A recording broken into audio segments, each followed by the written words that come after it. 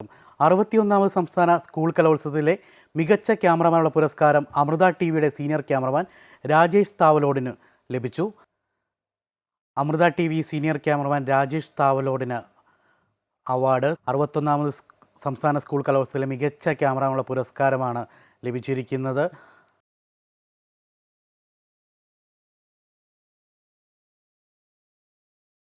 Amrita TV senior cameraman Rajesh താവലോടിന് അവാർഡിന് അർഹനാക്കിയ റിപ്പോർട്ട് വീണ്ടും കാണാം.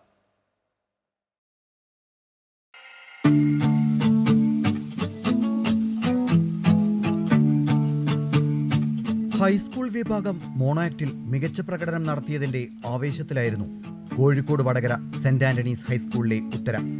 ആ ആത്മവിശ്വാസം 9ാം ക്ലാസ്സുകാരുടെ മുഖത്ത് തെളിഞ്ഞു നിന്നു. എന്നാൽ മൊബൈലിൽ ഫലം വന്ന നിമിഷം സന്തോഷം സങ്കടത്തിന് വഴിമാറി. മനസ്സിലെ നീറ്റൽ മുഖത്തെ പ്രസന്നത മായ്ച്ചു. പിന്നെ പരിസരം മറന്ന് വേദിയിൽ ചെയ്ത പ്രകടനം അവൾ ഒന്നുകൂടി ആവർത്തിച്ചു.